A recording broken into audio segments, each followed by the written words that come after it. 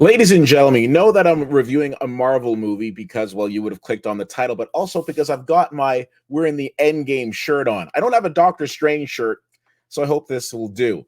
Hope everyone is doing well. Let us get into it. Today, we are going to be talking about Doctor Strange and the Multiverse of Madness. Now, this is an exciting film, and it's a film that I'm excited to come and talk to you about. And yes, of course, we will do our best to make sure that this is spoiler free. Although there's some things that you would have seen in the trailers, there's some things you can see clearly in this poster that we can talk about. Now, before we get into this movie, let's talk about multiverse. This is huge. Of course, to me, I go back to a few years ago, Spider-Man Into the Multiverse, and we had this is a Spider-Man animated movie which went on to win Academy Awards. Then from there, we started seeing multiverses in some of the different Marvel films. But you don't even have to look just at Marvel to see multiverse films. Everything, Everywhere, All at Once is one of the most popular films right now, has nothing to do with Marvel, and it uses multiverse. I love it. Anyways, so as far as this film is concerned, and just for the record, who knows? Maybe somewhere I'm doing this review in a different outfit, in a different location, in another multiverse. Who knows? Anyways, as far as this film is concerned, this really picks up after Spider-Man No Way Home. So hopefully you've had a chance to see that. And basically, we were dealing with Doctor Strange, played by everybody's favorite red carpet photo bomber, Benedict Cumberbatch. And in this film, he's been having a series of nightmares, except are they nightmares where he's trying to save the world? Now, one of the things that I really appreciate about Benedict Cumberbatch is we've got somebody who's been Academy Award nominated multiple times. We just saw him in a very serious role in a film like Power of the Dog, and he doesn't mail it in when he comes into the MCU for a performance like this. I think he's an extremely solid actor, and I think he does a great job with his material. And with that, I also have to give props to Elizabeth Olsen. Elizabeth Olsen, a lot of us from this realm will know as Wanda, will know her as the Scarlet Witch.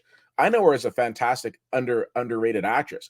If you look at a lot of the projects that she's done outside of the MCU, like Kodachrome, like Martha, Marcy, May, Marlene, I think she's an absolutely impressive actress. And I think that this project really gives her an opportunity to shine to an audience that might not have seen some of her other projects. Now, in this film, we're basically dealing with the fact that Doctor Strange has come across a young woman by the name of America Chavez. Now, a lot of people familiar with the comics will know exactly who America Chavez is. Now, she is played brilliantly by Xochitl Gomez. Xochitl Gomez is a new actress to myself. I wasn't really familiar with her work, but she's done other projects. So in this film, we basically have Doctor Strange navigating through these multiverses, trying to help save the world, which is basically the plot, at its ground level. Now, there are a couple of projects from Marvel that you want to see before you check this out, which will help you appreciate this more. Projects like Doctor Strange, Avengers Endgame, definitely WandaVision, which is on Disney Plus. And I like to see that there's kind of like a tie-in with the Disney Plus series to the theatrical projects as well.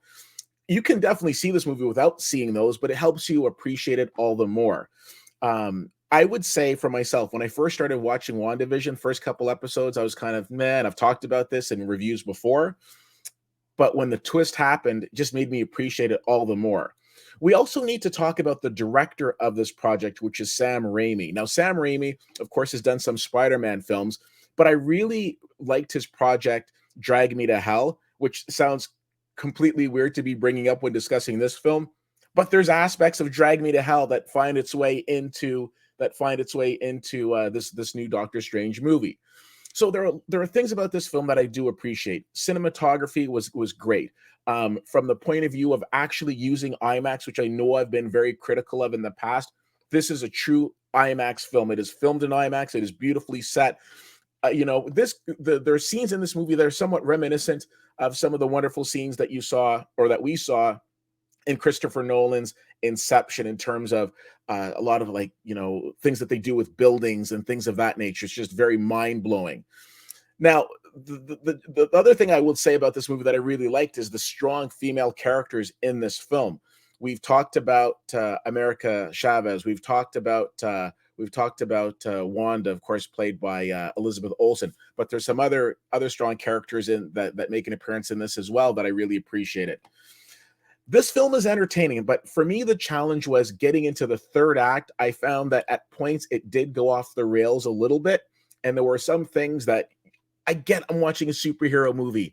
I get that I'm watching, an institution that brought me a big green guy and a guy who can snap his fingers and make, half the world disappear. And with that, I still say there were some things in the third act that just didn't add up for me, that just seemed to be a little too over the top.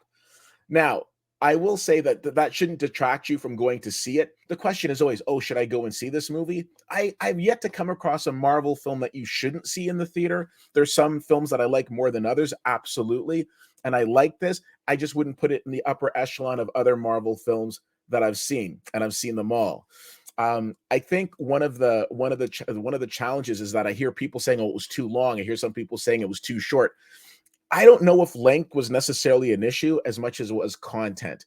I don't care if I go into a movie that's 2 hours or 2.5 hours or 3 hours long, as long as it's very entertaining. This is 2 hours, by the way, just so you know. I did enjoy it, but am I rushing back to the theater to see it again?